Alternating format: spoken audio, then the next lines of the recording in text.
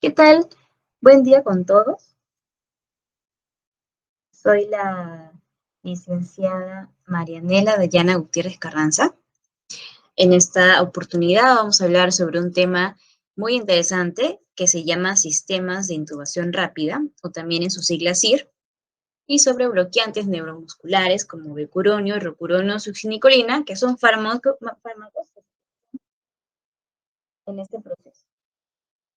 en este proceso de intubación. También aprovecho para agradecer a la profesora Sonia Guamaní por darnos esta oportunidad de brindar nuestros conocimientos y desenvolvimientos en esta exposición virtual grabada. Como índice de la lección, vamos a ver lo que es la secuencia rápida de intubación. En esta parte nosotros vamos a hablar sobre cómo asegurar la vía aérea de nuestro paciente, ¿no?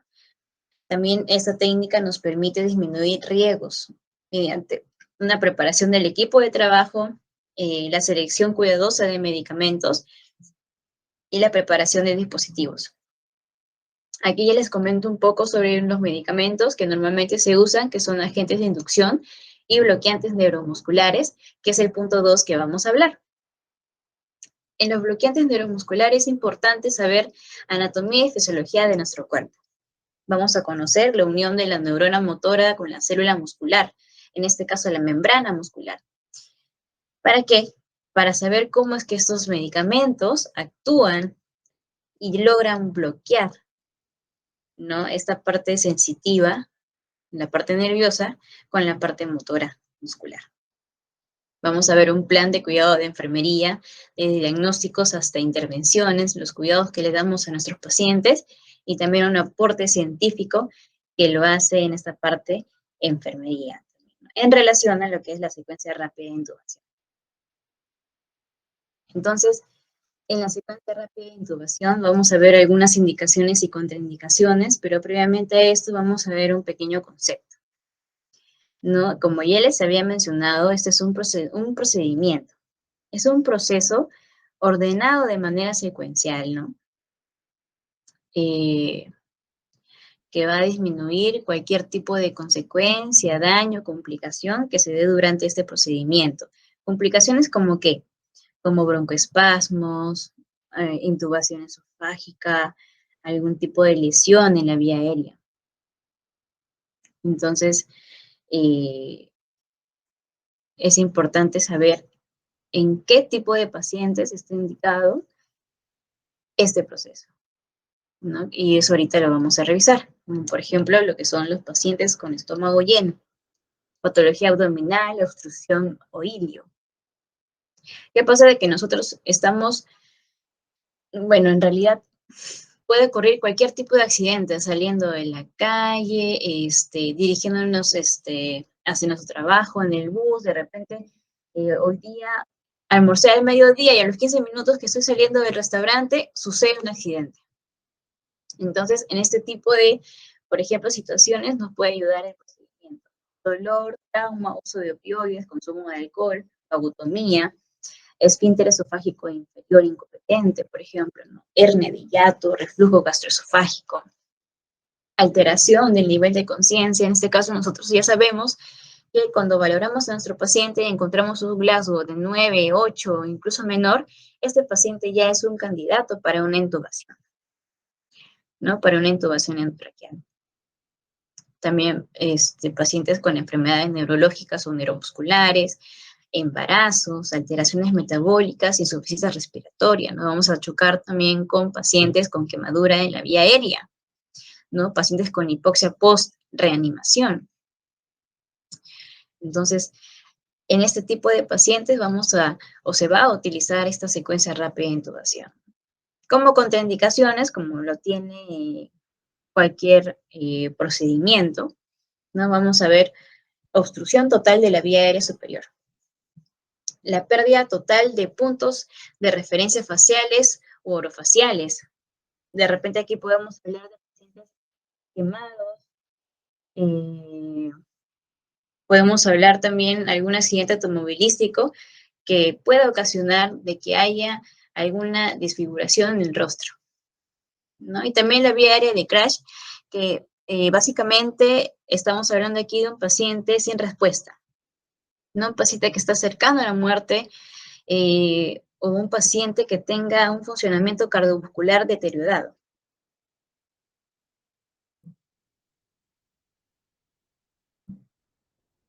Entonces, aquí vemos algunas de las contraindicaciones, ¿no? Para este proceso. A continuación vamos a ver los riesgos y complicaciones. Eh, tenemos unas complicaciones inmediatas, ¿no? Aspiración presenciada, trauma dental en las vías aéreas, respiratorias y esófago no detectado. Problemas técnicos, intubación de bronquio principal. Como bien sabemos, por tipo de anatomía, nosotros tenemos el bronquio derecho, ¿no? Que es el más propenso a que sea obstruido, o también el más propenso a que nuestro paciente se aspire, ¿no? Esofágica, ¿no? Trauma de cabeza, cuello cervical, traqueobronquial. También vemos alteraciones fisiológicas como neumotórax, neumomediastino, paro cardíaco y arritmias, y asociadas también a lo que es la medicación. En este caso, hipotensión, anafilaxis, hipercalemia, hipercalcemia, broncoespasmos, ¿no? Ahorita más adelante vamos a ver algunas consecuencias de estos medicamentos que vamos a tocar más adelante, ¿no? Y bueno, ya vamos a entrar en el tema de procedimiento de este proceso de decir. Como ya les había comentado, es algo secuencial, ¿no? Vemos desde la preparación, la preoxigenación, el pretratamiento, parálisis con inducción, protección y posicionamiento del tubo y cuidados post-intubación, que es donde nosotros como profesional de enfermería, ¿no? Analizamos más este punto, ya que estamos las 24 horas con el paciente, estamos evaluándolo, revisando si es que hay algún tipo de desplazamiento en el tubo, cómo van los signos vitales, cómo va hemodinámicamente, asegurándonos sobre la sedación, la relajación muscular completa de nuestro paciente durante esta etapa de ventilación artificial, ¿no? Que tiene. Entonces vamos a ver el primer punto, que es la preparación. Aquí en la preparación nosotros vamos a verificar lo que es anatomía y fisiología. Vamos a ver cómo está nuestra vía aérea, si está fácil, si está difícil, ¿no? Y muchos profesionales utilizan lo que es un enfoque que se llama Lemon, que ahorita lo vamos a ver, ¿no? Lemon, la letra L, significa localizar algún tipo de lesión en el rostro, ¿no? En la boca, en la mandíbula, revisar el tamaño del mentón, si la lengua está grande, si encontramos vello facial, de repente eso nos va a impedir ver algún tipo de lesión, ¿no? En esa parte. En la E vamos a evaluar el 3-3-2, como estamos viendo acá en la imagen, ¿no? Que básicamente consiste en la medición entre ambos incisivos, superior e inferior. Por ejemplo, nuestro estándar son una medición de 3 dedos, ¿no? Ya tenemos el primer 3. También tenemos acá en esta imagen, ¿no? Que estamos midiendo del hioides hasta el mentón, que también tenemos un puntaje de 3, que sería el segundo 3. Y como tercero, que sería el puntaje número 2, de 2 dedos, tenemos la medición de la tiroides hasta el piso de la boca. En la parte M vamos a ver lo que es Mallampati. Esta técnica nos va a permitir evaluar si es que es fácil o no esa intubación, ¿no? Vamos a abrir la cavidad oral de nuestro paciente y vamos a evaluar desde primer grado hasta cuarto grado. En nuestro primer grado vamos a ver una visibilidad impecable. Vamos a ver el paladar blando, la úvula, los pilares amigdalinos. Pero en la etapa 4 vamos a ver solamente la lengua. No vamos a encontrar una lengua que está obstruyendo completamente esa vía aérea. En la parte O también es importante observar si hay algún tipo de obstrucción en nuestra vía aérea, es que nuestro paciente es obeso, por ejemplo, ¿no?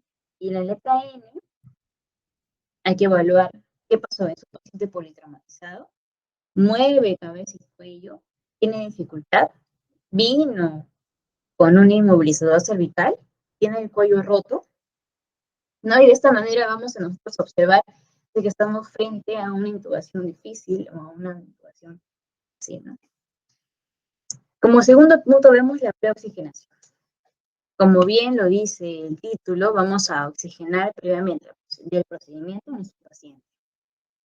Lo podemos hacer con una MBV o con un alto flujo, en caso no se logre el sello completo de la máscara, ¿no? De la bolsa válvula manual. Ahora, el alto flujo se utiliza, bueno, en este caso con 50 litros por minuto, ¿no? De esa manera vamos a preoxigenar a nuestros pacientes.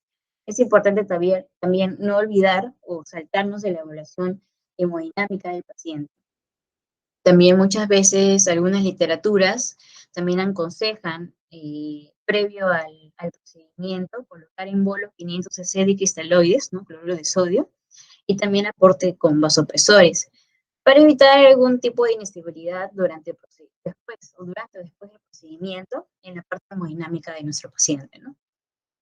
3, tenemos acá el pretratamiento.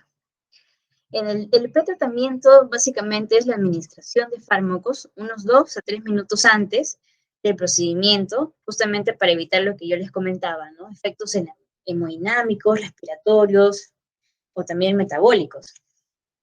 Tenemos aquí una mnemotécnica que se llama LOAT, ¿no? Que nos dice aplicación de lidocaína, opioides, atropina, ¿no? Y fentanilo. Como cuarto punto ya tenemos netamente lo que es la parálisis. Aquí en el tema de la parálisis, nosotros ya vamos a evaluar el uso de medicamentos como agentes inductores que le mencioné al iniciar la presentación, y también los bloqueadores neuromusculares que vamos a entrar a detallar más adelante. Como agentes de inducción tenemos el midazolam, el tiopental, el fentanilo, la ketamina, el etomidato y el propofol, que son los más utilizados en el procedimiento. En la parte 5 de protección y 6 de colocación, es importante revisar si el paciente tiene algún objeto extraño dentro de la cavidad, de repente, no sé, tiene dentadura postiza, la posición adecuada o la preferida por todos es la supina, ¿no? Obviamente, ¿no? Pero hay que recalcar aquí de que si tenemos un paciente que está con un inmovilizador cervical, va a ser complicado la apertura total de esa vía oral, ¿no? Va a ser complicado. Y en la parte 7, estos son los cuidados post la intubación, y que es importante evaluar qué cosa aquí. Primero, una vez colocado ya el tubo endotraqueal, insuflar el neumotaponador, ¿no? Verificar si nuestro tubo está en posición correcta, anatómica, si por ahí no está obstruyendo uno de los bronquios. El gold estándar para verificar esto es una capnografía, pero lastimosamente algunas instituciones no cuentan con ello. Pero también hay otros otro tipo de evaluación también que nos va a permitir asegurar ello, que es, por ejemplo, auscultación, ¿no? De los campos pulmonares, la expansión del tórax, la visualización. A veces también podemos ver en el tubo un vapor, ¿no? Visualizamos un vapor y también nos puede dar indicación de que está en posición correcta. Una toma de rayos X, ¿no? Y una vez que ya estamos completamente asegurados de que está bien colocado nuestro tubo endotraqueal, ya procedemos a lo que es la fijación del tubo para evitar desplazamientos, ¿no? También importante como parte de enfermería son el cuidado de las úlceras que puedan salir por este tipo de dispositivo, ¿no? Úlceras por presión. Evaluar los signos vitales, ¿no? La hemodinamia de nuestro paciente. Muchas veces durante la colocación del ventilador mecánico, tenemos alarmas, ¿no? Que nos advierten y nos dicen, algo está pasando aquí, algo está mal, algo se desconectó, algo pasó con el paciente. Es importante, acá también les comento una mnemotécnica que se llama DOPE, ¿no? Que son como que pues suena la alarma del ventilador mecánico y uno está, ¿qué ha pasado? Revisa todo, pero esto no es, y como que uno se desespera porque sabe de que nuestro paciente está en peligro. Entonces, esta técnica DOPE de desplazamiento, revisamos el tubo, vemos si sigue la numeración correcta, lo fijamos. De repente algo está obstruido, secreciones, aspiración de secreciones por el tubo de manera oral a nuestro paciente. De repente hay un hemotórax, ¿no? Hay que llamar al médico tratante para que venga a evaluar a su paciente, el médico que está en ese rato de turno. Y también hay que revisar los equipos, porque muchas veces ha pasado de que se desconectan los equipos y por eso, por la presión, ¿no? Que ejerce el oxígeno y por eso también suena nuestra alarma, ¿no? Alarma de baja presión.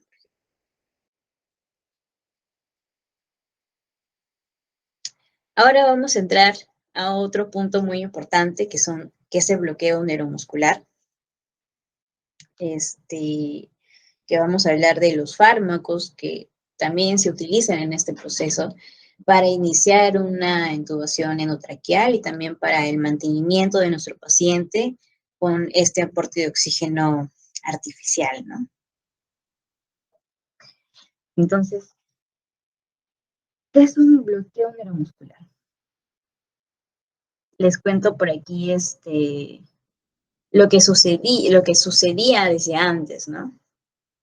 O cómo se inició con este tipo de fármacos, quién fue el que lo recalcó, lo sacó a la luz, cómo funciona, ¿no? ¿Qué pasa de que antes, ¿no? Antes los nativos de Sudamérica realizaban la caza y la recolecta de frutos. Al momento de cazar a los animales, estos a sus lanzas o sus hachas, en la punta los embarraban con un tipo de especie de solución que ellos sacaban de las plantas, lo procesaban de las plantas. Esa solución la llamaron curare. ¿No? Esa solución atrapaban a los animales, cazaban y el animal se moría, ¿no? Se paralizaba. Y por lo tanto, dejaba de vivir, ¿no? Un punto muy importante que también se me vino a la cabeza a mí en este momento era de que eran los animales que se comían, ¿no? O sea, los cazaban y se los comían, pero ¿qué sucede con esta secreción, con este producto de las plantas, si yo me los como? ¿No? Si el animal ya lo tiene y si yo me los como. Pues, oh sorpresa, ¿qué pasa de que este tipo de medicamento tiene una malísima absorción gastrointestinal y entonces a estos nativos no les hacían pero nada, ¿no? O sea, no había algún efecto que causara como que en este caso si la administrara de manera endovenosa, como normalmente se hace, ¿no? Entonces, más adelante venían personas para investigar con estos medicamentos. Dos científicos, Carol Tiffin y Jenny Thompson, en 1942, administraron el curare a una persona y luego a un grupo de personas que se iban a operar durante la cirugía, ¿no?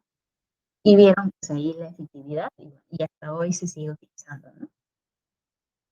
Algo muy importante también es que estos medicamentos bloqueantes solamente son bloqueantes neuromusculares, ¿no? Son bloqueantes neuromusculares y pues es importante que sean administrados conjuntamente con hipnóticos o analgésicos, ¿no? Durante las cirugías. Es muy importante y también conocer cómo es que estos actúan en nuestro cuerpo. Y ahorita lo vamos a revisar. Por eso vamos a ver lo que es la transmisión neuromuscular. Vamos a ver lo que es la unión de nuestra neurona motora, que la tenemos aquí, con lo que es la membrana de la célula muscular. Como cualquier otra neurona, se despolariza con un potencial de acción, un estímulo. Llega el estímulo a la neurona, cubre su umbral llega al potencial de acción y se despolariza. Cuando este se despolariza, se ocurre una apertura de iones de sodio, de iones calcio. En este caso, los iones de calcio van a hacer de que estas vesículas que contienen acetilcolina, ¿no?, logren segregar la acetilcolina hacia la hendidura sináptica, que es esta. Esta es la hendidura sináptica. Entonces, la acetilcolina va a buscar sus receptores que justamente están en la membrana muscular. Y estos son los receptores. Aquí vemos unos receptores que contienen estas subunidades proteicas. Hablamos de 2 unidades alfa, una beta, una delta y una unidad epsilon. ¿Dónde creen ustedes de que la acetilcolina se engancha? La acetilcolina se va a unir a estas 2 unidades alfa similares, idénticas, ¿no? Y que va a permitir de que este canal del receptor, este canal iónico del receptor se aperture y haya la salida de sodio, ¿no? Haya de calcio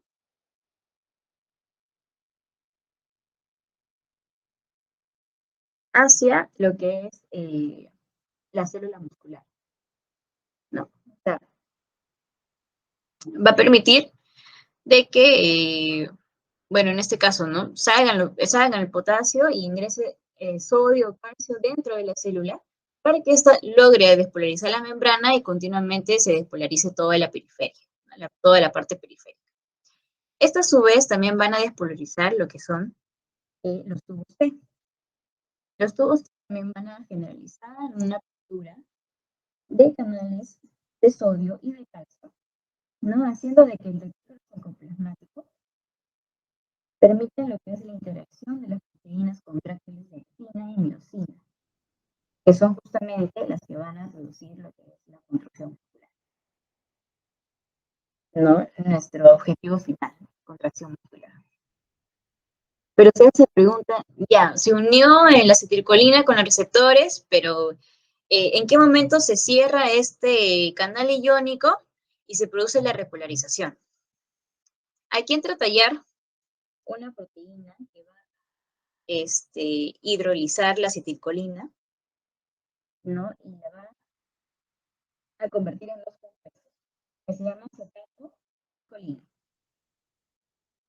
Estos compuestos van a provocar el cierre de los canales iónicos, ¿no? Van a provocar el cierre, por lo tanto, ya no va a haber más entrada de sodio, ni de calcio, ni salida de potasio, y toda la célula se va a repolarizar. Va a haber una repolarización de la placa del músculo. Y los bloqueantes neuromusculares van a entrar a tallar aquí mucho. Que ahorita también se los voy a explicar. Entonces, para recuperar, tenemos acá nuestra neurona motora, potencial de acción, vesículas, segregan acetilcolina a la hendidura plasmática, de contacto con su receptor, exclusivamente se acoplan en 2 unidades alfas, se apertura el canal iónico, se aperturan los canales de sodio, los canales de potasio, los canales de calcio, ¿no? Ingresan dentro de la célula, inician la despolarización, se despolarizan los tubos T, hay segregación nuevamente de calcio, de sodio, hacen de que el retículo endoplasmático, en este caso, ¿no?, permita la interacción entre las proteínas contráctiles y, como resultado final, la contracción muscular. La acetilcolina se hidroliza y se genera la repolarización. Y se continúa el ciclo cada vez que haya un estímulo, ¿no? Entonces, dentro de los bloqueadores neuromusculares vamos a ver 2 clases: los despolarizantes y los no despolarizantes. Vamos a ver su mecanismo de acción. Dentro de los despolarizantes vamos a encontrar lo que es la succinilcolina Y los no despolarizantes pues, son una lista de medicamentos de los que solamente vamos a hablar del becuronio y del rocuronio. En este caso, mecanismos de acción, los relajantes musculares despolarizantes se unen con facilidad a los receptores de acetilcolina. ¿Por qué? Porque tienen un compuesto de amonio cuaternario, al igual que la acetilcolina. Por lo tanto, van a tener una afinidad alta a estos receptores. Entonces, hacen el mismo proceso como yo les he explicado hace un momento. Generan un potencial de acción, pero estos, ojo, no se metabolizan mediante la acetilcolinesterasa, que es la proteína que convierte a la acetilcolina en lo que yo les he dicho, la acetilcolina, ¿no? Y que esto produce la repolarización, pero en este caso no va a suceder, ¿no? Y por lo tanto no va a haber una repolarización. Muy aparte de eso, es de que estos bloqueantes despolarizantes van a perdurar el mayor tiempo en la hendidura sináptica. Entonces, de alguna otra manera, van a seguir acoplándose a más receptores que encuentren, ¿no? Entonces, al no hidrolizarse, nuestra, pero si bien es cierto, esta apertura de canales de sodio es limitable.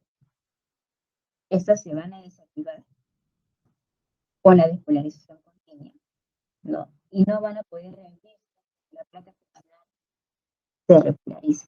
Cosa que nunca va a suceder porque como esos polarizantes no se utilizan, nunca se va a repolarizar, ¿no? Entonces se cierran esos canales, ¿no? Y acá vamos a tener un bloqueo, que se va a llamar un bloqueo de fase 1. Y posteriormente, no esta despolarización prolongada va a producir otros cambios que actualmente no se desconocen y se va a producir un bloqueo de fase 2, que es lo que justamente hacen estos fármacos no despolarizantes, ¿no? Los no despolarizantes se unen a los receptores de acetilcolina. Se unen a los receptores, pero son incapaces de inducir la abertura del conducto iónico. Es decir, que la acetilcolina que sí puede inducir a lo que es la despolarización, no va a poder acoplarse a estos receptores, por lo tanto no va a haber una despolarización. Sin embargo, estos van a bloquear su contacto, ¿no? No van a inducir la apertura del conducto iónico, ¿no? Y ya no permiten que la acetilcolina, como les acabo de decir, se una con su receptor y no se va a producir el potencial de acción en la placa terminal. Es un bloqueo de fase 2. Un bloqueo de fase 2. Lo que les comenté hace un momento, ¿no? Este tipo de análisis, ¿no? Es muy interesante. Se puede complementar con artículos o con libros, videos que también son muy interactivos, ¿no? Para poder analizar y poder entenderlo mejor, ¿no? El cuerpo humano es fascinante y estos pequeños procesos uno ni se imaginan que ocurren dentro de nosotros, ¿no? Entonces se podría concluir después de todo lo que hemos mencionado que los relajantes musculares despolarizantes son agonistas del receptor acetilcolina, porque, como ya les dije, se acoplan y generan el potencial de acción, mientras que los no despolarizantes son antagonistas competitivos porque van a competir con la acetilcolina, porque también se afinan o tienen afinidad con lo que es el conducto iónico, con el receptor, pero en este caso son antagonistas porque no van a producir un potencial de acción. No van a hacer de que la célula se despolarice, ¿no?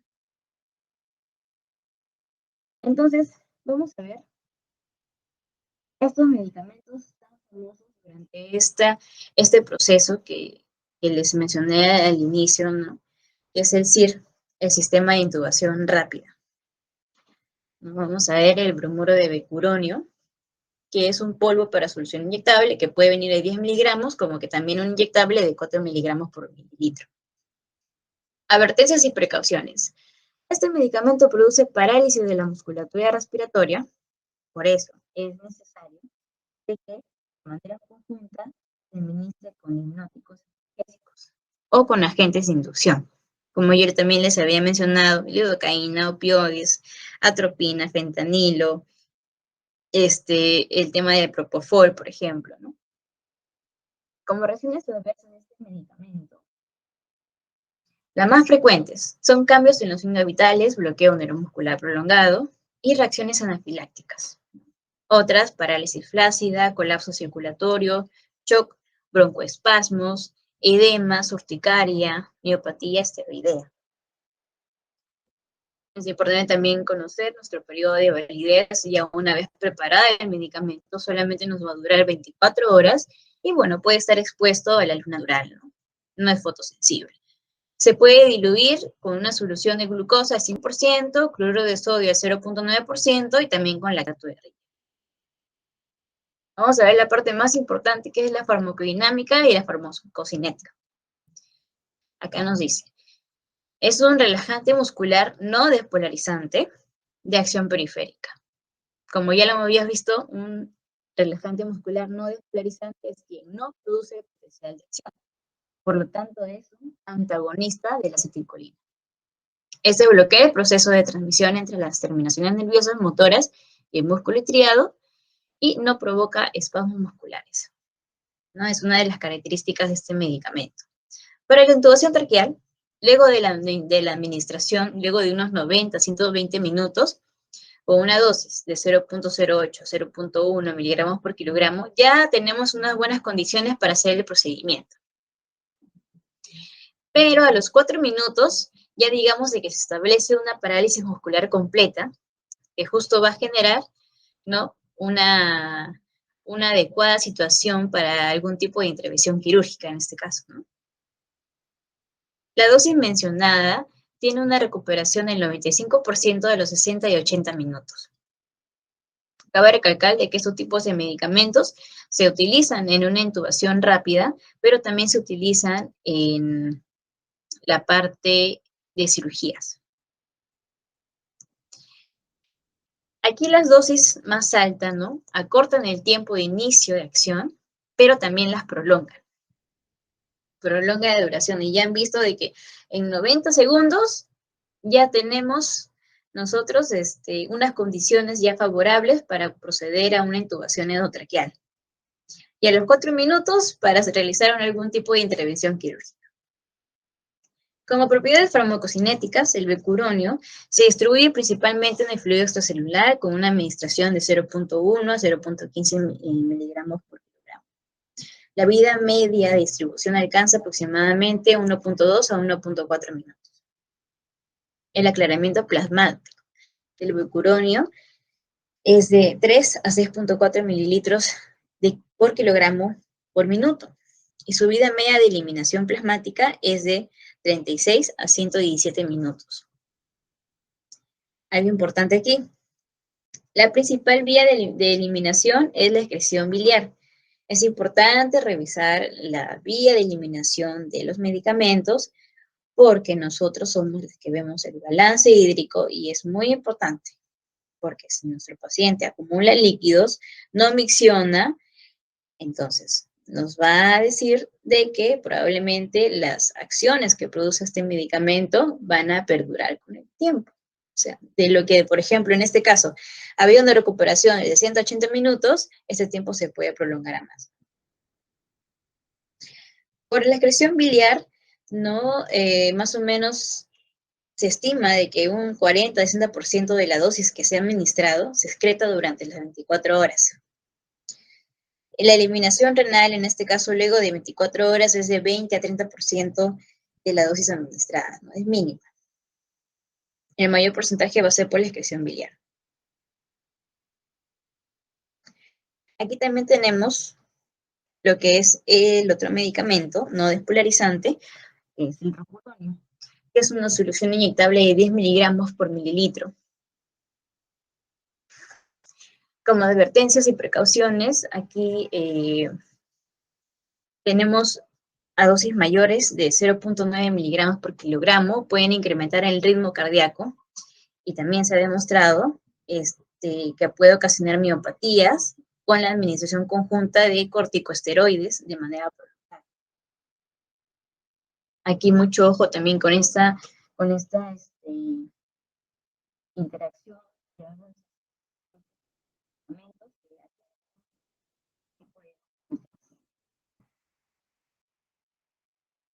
Como reacciones adversas. La más grave es, ¿no?, la reacción anafiláctica. Luego vemos lo que hace el dolor y reacción en el punto de inserción del medicamento. No estamos frente a un medicamento vesicante irritante. Cambios en los signos vitales, broncoespasmos, sinreteo neuromuscular prolongado, que son esos efectos, ¿no? Prolongado ya sería fuera de lo común. Poco frecuente, taquicardia, hipotensión, retraso en la recuperación de la anestesia. Como periodo de validez, se debe usar de una manera inmediata una vez abierta. No se recomienda que se utilice durante las 24 horas por el tema de la contaminación con microorganismos. Y puede estar expuesta en lo que es la luz ambiental, ¿no?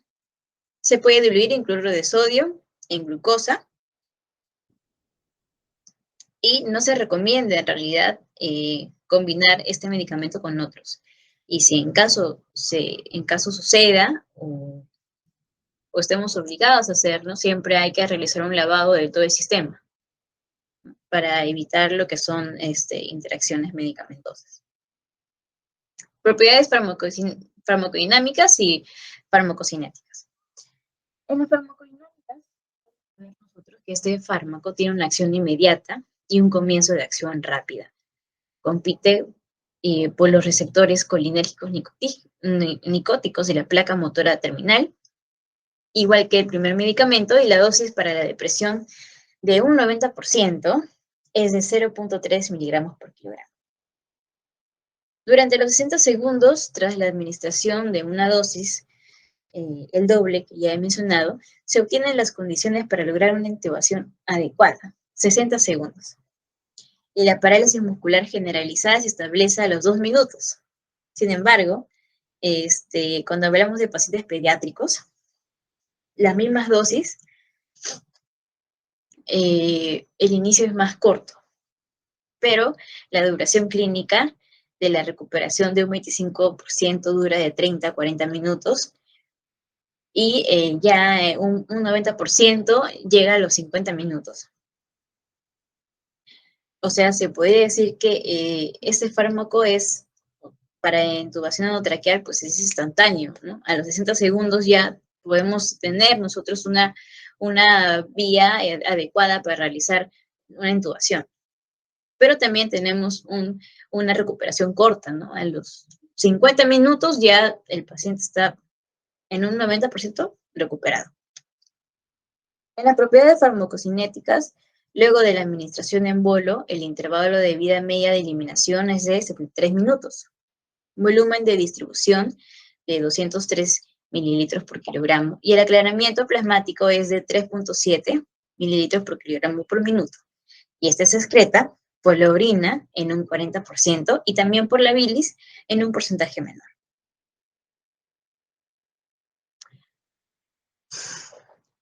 Con el tema de incompatibilidad, tenemos un listado de antibióticos, AINES, entre otros. Se presentan con la foticina, amoxicilina, acetoprina, cefazolina, fluoxacilina, dexametasona, diazepam, enoximona, eritromicina, furosemida, tiopental, trimetopin, vancomicina.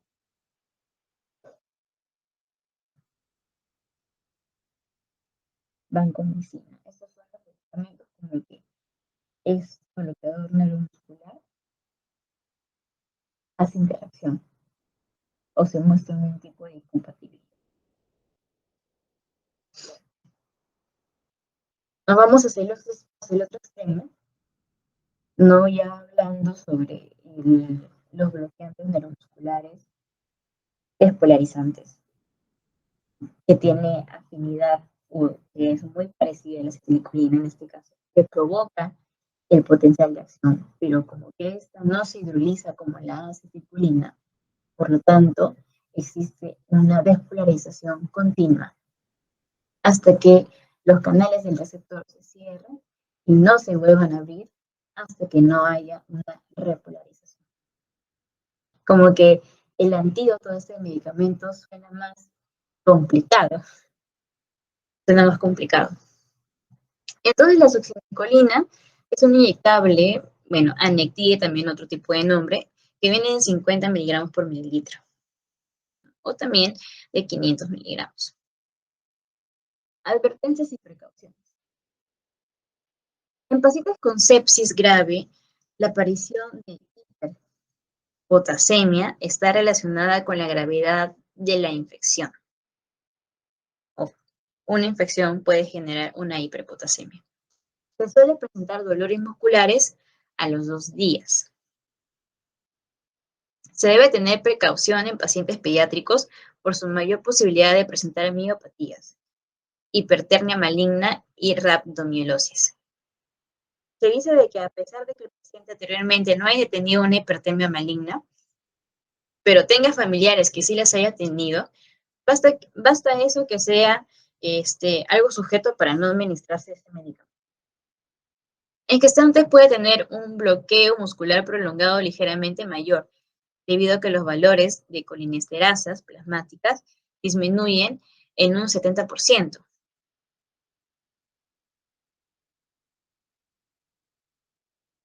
En el tema de reacciones adversas, de manera muy frecuente nos dice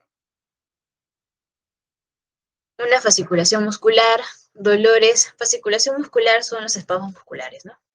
Lo que anteriormente habíamos visto que con los otros medicamentos no se daba. Dolores en el postoperatorio. Los más frecuentes, ocasiona presión intraocular elevada, bradicardia, taquicardia, rubor, hipertensión, hipotensión, presión intragástrica elevada, exantema, mioglobinemia, aumento transitorio del potasio sérico. Es por eso de que también se recomienda de que si tenemos un paciente que tiene inestabilidad hidroelectrolítica, primero hay que compensar el potasio, hay que compensar el sodio, porque ya vemos lo que está o lo que ocurre con este medicamento, ¿no? Hace hiperpotasemia, por ejemplo. En casos extremos, aumento transitorio del potasio sérico. Entonces, es muy importante la estabilidad de nuestros electrolitos en el paciente, ¿no? Porque podemos inducir también a un paro respiratorio, ¿no?, en el paciente. Como precauciones con este medicamento, sí hay que conservarlo entre 2 a 8 grados centígrados a comparación de los otros y se debe proteger de la luz. Las propiedades farmacodinámicas y propiedades farmacocinéticas. Este es un anestésico opiáceo de acción ultracorta. Inhibe la transmisión neuromuscular despolarizando las placas motoras terminales en el músculo esquelético. La aparición de la parálisis flácida inicia a los 30 a 60 segundos. También son rápidos estos medicamentos, persistiendo de 2 a 6 minutos. Pero la acción, mira, todo ese tiempo, el tiempo de acción es corto, ¿no? Esto debido a que tiene un metabolismo rápido a nivel sanguíneo, ¿no? También ese es otro nombre del medicamento. El succemetonio se hidroliza rápidamente por la acción de la colinesterasa plasmática a succinilcolina, que es el medicamento que estamos hablando. Y luego a ácido succínico y colina, ¿no?, más adelante. Por eso que también esto también nos responde a lo que hablamos anteriormente sobre las gestantes, que sus colinesterasas plasmáticas disminuyen a un 70%. Por lo tanto, el medicamento como tal, como succemetonio, va a hidrolizarse de manera lenta, ¿no?, a una succinilcolina y posteriormente a ácido succínico y colina, ¿no? En las propiedades farmacocinéticas, vamos a ver los parámetros farmacocinéticos de 1 miligramo sobre kilogramo de peso y 2 miligramos por kilogramo de peso de succemetonio, respectivamente, son A ver, el volumen aparece de distribución de 16,4 a 14,7, ¿no? Y 5,6 a 6,8 respectivamente. El aclaramiento corporal, de 40,5 a 38,7, de 15 a 14,8 litros por minuto. Área bajo la curva de concentración plasmática frente al tiempo. Y una semivida de eliminación de 16,6 a 4,8 y 11,7 a 4,6 a 4,5 segundos. Interacciones. En la administración conjunta de medicamentos. Los siguientes fármacos pueden prolongar sus efectos. De alguna otra manera, puede ser favorable como que también no. Insecticidas organofosforados, metrifonato, gotas oftálmicas de ecotiopato, agentes anticolinesterácicos específicos incluyendo, por ejemplo, neostigmina, piridostigmina, pisostigmina, hidrofonio, hidrocloruro de tacrina, compuestos citotóxicos como la ciclofosfamida, ¿no? Y hablamos de acá de un tipo de quimioterapia en pacientes con neoplasias. Trimetafán, fármacos utilizados también para lo que es psiquiatría. Anestésicos, ketamina, morfina, antagonistas de la morfina, petidina, ¿no? Algunos bloqueantes neuromusculares, incluyendo pancuronio. Inhibidores selectivos de la recaptación de serotonina. Fármacos con efectos potenciales en la actividad de la colinesterasa plasmática, como aprotinina, estrógenos esteroides, anticonceptivos orales y metoclopramida.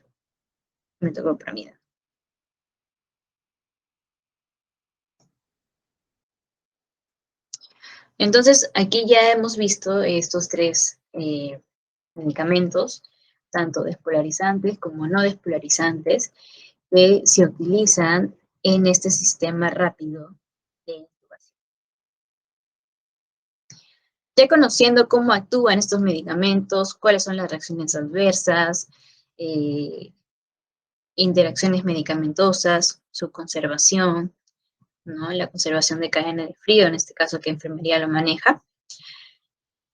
Vamos a ver algunos diagnósticos de nuestro plan de enfermería que después de una valoración nosotros logramos obtener para continuar con nuestras actividades y realizar nuestras intervenciones. Se ha separado por dominios. Dominio número 2, por ejemplo, en la parte de nutrición. Tenemos aquí un plan de enfermería, riesgo de desequilibrio hidroelectrolítico, ¿no? Factor relacionado, régimen terapéutico, volumen de líquidos excesivos o insuficientes, porque es lo que vamos a ver en un paciente intubado, un paciente con edema en miembros superiores, miembros inferiores, edemas generalizados. Al paciente se le va a colocar una sonda Foley, ¿no? Porque tiene una relajación, una parálisis muscular, ¿no? También afecta el tema neurológico con los esfínteres. No hay que ir observando por eso si el paciente micciona o no micciona, ¿no? De repente estamos frente a un paciente gran quemado. Como les dije hace un momento, hemos visto un medicamento de que produce una hiperpotasemia. Hay que primero controlar nuestros electrolitos antes de su previo uso. Dominio 3, eliminación e intercambio. Deterioro de la eliminación urinaria relacionado con deterioro sensitivo motor, infecciones del tracto urinario y retención urinaria. Estos diagnósticos también están muy relacionados no solamente por el proceso de ventilación mecánica que se ha realizado al paciente, sino también con sus antecedentes de enfermedad. De repente estamos con un paciente con insuficiencia renal, estamos frente a un paciente diabético, hipertenso. Dominio 4, actividad, reposo. Tenemos el patrón respiratorio ineficaz. Ventilación inadecuada por el deterioro neuromuscular. porque nuestro intercambio gaseoso dentro de a nivel alveolar pues es efectivo, ¿no? Salvo que el paciente esté con una neumonía o que sea un paciente por COVID-19. Pero ese proceso de intercambio gaseoso está ok. Lo que nos está fallando con ese tipo de medicamentos es la ventilación. Nuestra musculatura intercostal, el diafragma, son parte de la respiración, de la inspiración y de la expiración. Una vez relajada estos músculos, no me va a permitir que yo por sí sola pueda realizar este mecanismo. Por lo tanto, patrón respiratorio ineficaz. En el dominio 11 tenemos la seguridad y protección. Tenemos un gran listado de riesgos que pueden pasar en estos pacientes. Y que nuestro plan de enfermería, lo que nos gusta, prevención y promoción, va a estar enfocados en estos. Riesgo de infección, ¿no? Factor relacionado, enfermedades crónicas, procedimientos invasivos, alteración de la integridad de la piel, disminución de la acción ciliar, retención de fluidos, supresión de la respuesta inflamatoria, inmunosupresión. Vamos a estar frente a un paciente que está con intubación mecánica, secreciones. No hay gran posibilidad de que nuestro paciente se infecte por intermedio de esas secreciones. Paciente con CBC, paciente con sonda nasogástrica, paciente con sonda Foley, paciente con una línea central, ¿no? Con una línea arterial para la hemodinamia. Entonces, estamos frente a un paciente que está potencialmente dirigido a un tipo de infección. Limpieza ineficaz de las vías aéreas, porque nuestro paciente está relajado, está postrado, no sabe de lo que está pasando a su alrededor. Incapacidad para eliminar secreciones o obstrucciones del tracto respiratorio, relacionado con alteración del patrón respiratorio, deterioro neuromuscular, mucosidad excesiva, vía aérea artificial. ¿Qué hacemos como enfermería? Aspiración de secreciones. Limpieza de nuestras vías aéreas. Para evitar de que nuestro paciente se aspire y coja una neumonía intrahospitalaria, ¿no? O coja una neumonía bacteriana y empeore su situación médica. Riesgo de expiración, lo que ya les había comentado, ¿no? Vulnerabilidad a la penetración en el árbol bronquial de secreciones gastrointestinales, orofaringios, sólidos o líquidos. Hay que tener en cuenta también el posicionamiento de nuestro paciente, ¿no? Una posición fobia o semifobia. Factor relacionado, alimentación enteral, intubación orotraqueal, disminución completa de la conciencia.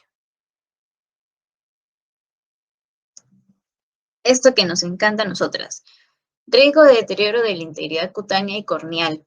Vulnerabilidad a una alteración en la epidermis y o dermis, como una definición, ¿no? Factor mecánico, agentes farmacológicos, deterioro de la circulación, nutrición adecuada, presiones sobre prominencias óseas. Deterioro de la integridad corneal, ¿por qué? Hay que tener mucho cuidado porque el paciente deja de parpadear. Hay que hidratar esta vista. Hay que cerrar párpados para evitar algún tipo de infección también por esa área. Integridad cutánea, pues ya ustedes ya lo saben, un paciente postrado, un paciente que no se nutre de la manera adecuada, es muy propenso a generar estas lesiones por presión. Justamente durante la pandemia se han observado lesiones por presión que el paciente no falleció por el diagnóstico con el que ingresó, sino falleció por la infección tremenda que le provocó esta herida. Entonces, cambio de posición, limpieza continua de estas lesiones por presión, colocación, muchas veces colocamos o protegemos con apósitos, con guantes llenos de agua o con apósitos hidrocelulares, que normalmente es lo que se maneja, ¿no? Apósitos hidrocelulares, que son como unas almohaditas que se colocan en estas prominencias óseas, ¿no? Las taloneras, que hay algunas empresas que pues las circulan, ¿no? Por las entidades. Riesgo de caídas. Vulnerabilidad de las caídas que pueden causar daño físico y comprometer a la salud, ¿no? Relacionado con agentes farmacológicos. ¿Por qué riesgo de caída? Porque en algún momento puede haber algún tipo de inestabilidad con los fármacos que están pasando al paciente. El paciente también, para el destete, ¿no? Un gran riesgo de caídas, el mal despertar. Riesgo de sequedad ocular. Vulnerabilidad a sufrir molestias en los ojos o daños en la córnea y la conjuntiva debido a la cantidad reducida de lágrimas, como concepto.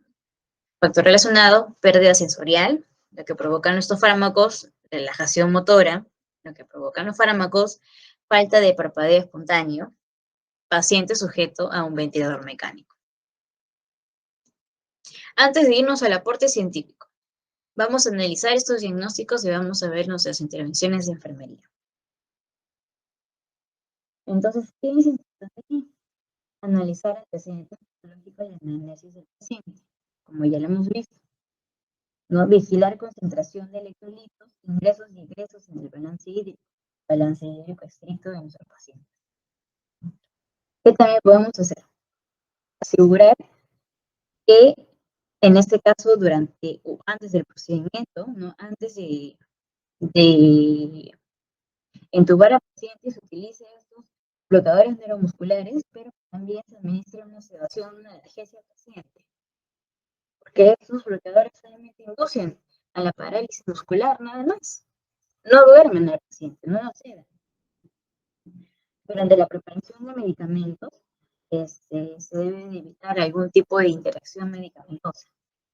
No, estos medicamentos son muy sensibles a las soluciones alcalinas. Hay que tratar de no combinarlas, ¿no? Y bueno, asegurar la cadena de frío, ¿no?, de nuestros medicamentos.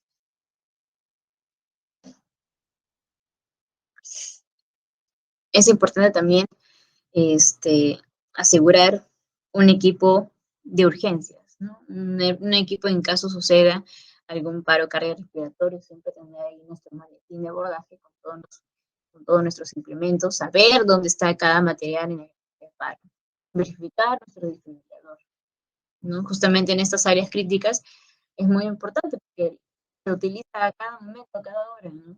Entonces, tienen que servir y también nosotros tenemos que saber cómo utilizarlo para que sea efectivo el tratamiento que le vamos a dar. Asegurar una urgencia, bueno, en la parte de monitorizar el nivel de relajación neuromuscular, usando escalas de TOF o de BIS, ¿no? Que justamente revisando la literatura son unas escalas que también evalúan otros países.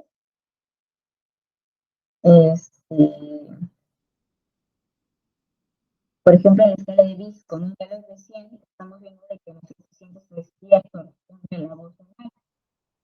Con un puntaje de 60, ya vemos que hay una baja probabilidad de un recuerdo explícito, ¿no?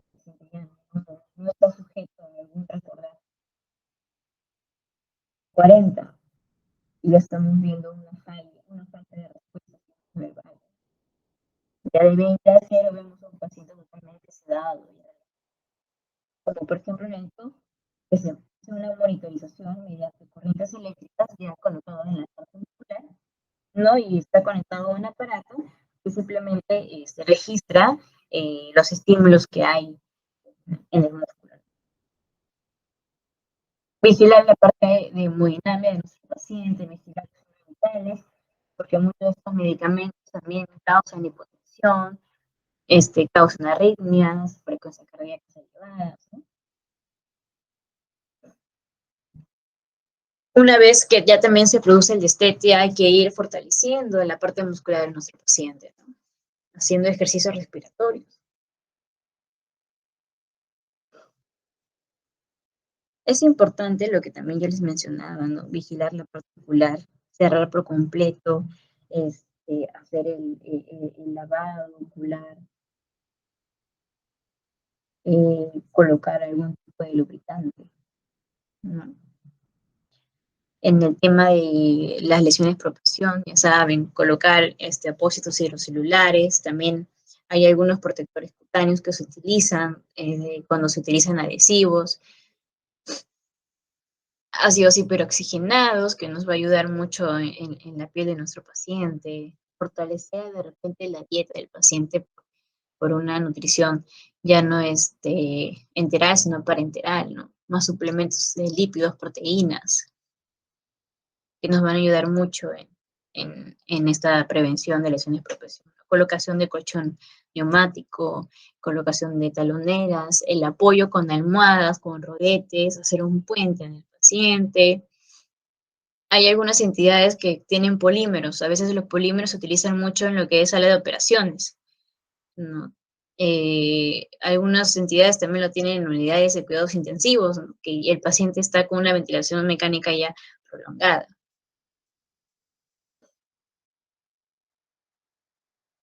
Tratar de prevenir las infecciones, ¿no? Siempre también estar con el tema de lo que es la bioseguridad de nuestro paciente. Colocación de guantes estériles al manejar el tubo endotraqueal o cualquier otro sistema invasivo. Poner nosotros mismos nuestro equipo de protección, ¿no? Adecuado. Durante la recuperación también de nuestros pacientes, eh, es importante evaluar el destete, ¿no? De estos medicamentos. Aquí también entramos a detallar lo que es a veces algunos pacientes llegan hasta la sujeción mecánica por el mal despertar, ¿no? Ver el riesgo de caídas que tienen los pacientes. Y bueno, pues el tema de la hemodinámica también ya lo hemos tocado, ¿no? Lo hemos dado a conocer. El control de signos vitales de nuestros pacientes es básico de enfermería.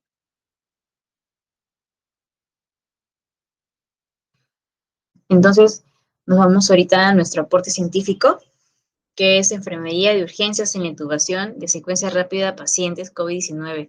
Este artículo es una recopilación de otros artículos, ¿no? Es un análisis que, como vemos aquí, tiene como objetivo plantear el proceso de atención de enfermería desde la valoración hasta la evaluación, ¿no? Durante las fases de planificación, preparación, pretratamiento y sedación con parálisis neuromuscular. Aquí ya estamos hablando de la secuencia del proceso de la intubación rápida, ¿no?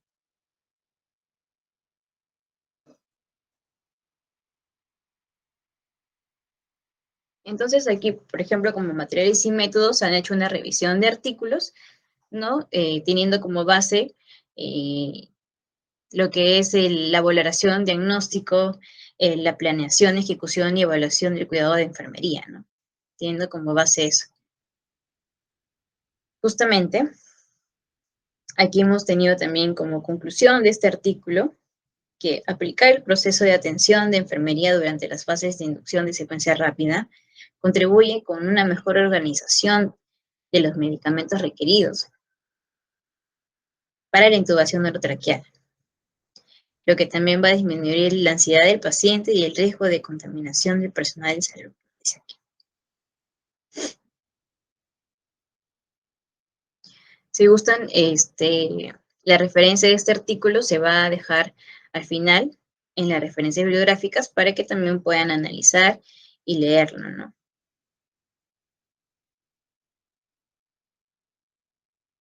Durante la valoración de enfermería, por ejemplo, ¿no? Durante la recopilación de artículos en esta investigación, nos habla también sobre la valoración de los fármacos, ¿no? Por ejemplo, aquí nos habla de que enfermería usa estos fármacos, ¿no? Por ejemplo, y los rotula, los prepara en bolo y los rotula. Ya tengo acá lidocaína, tengo acá fentanilo, midazolam, ¿no? Y los coloca de manera ordenada conforme ya saben cómo es que se va a administrar, ¿no? Y eso también es lo que les ayuda en la parte de intervención. O sea, eso es lo que ayuda el proceso de enfermería durante este sistema de rápida de intubación del paciente. También acá como diagnósticos nos señalan tres diagnósticos que se ha priorizado, que es ansiedad ante la muerte por parte del paciente, deterioro de la ventilación espontánea, que es lo que justamente viene un paciente así, o que en este caso es inducido por fármacos, y riesgo de contaminación. Por eso hablamos también anteriormente sobre la colocación adecuada del equipo de protección, guantes estériles, lavados de mano. Y bueno, también es importante saber el orden de espacio que va a tener cada persona que va a entrar a tallar justamente en este proceso de intubación de secuencia, ¿no? ¿Dónde va a estar colocado el monitor? ¿Dónde va a estar el equipo de vía aérea? ¿Dónde va a estar la enfermera con sus fármacos? ¿Dónde va a estar el anestesiólogo o el médico emergencista que va a revisar la intubación?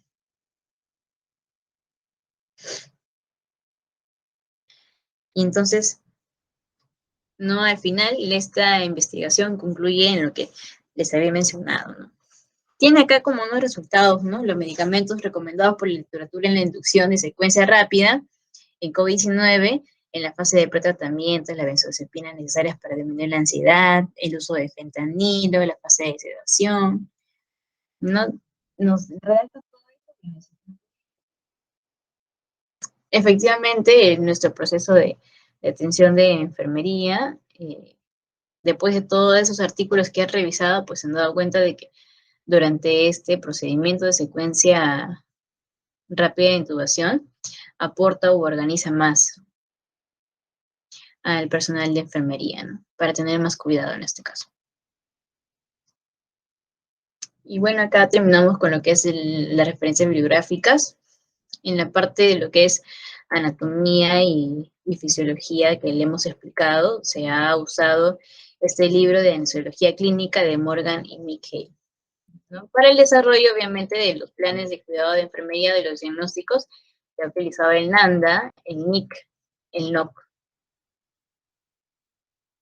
Es nuestra base de nosotros de aplicación de nuestro quehacer, ¿no?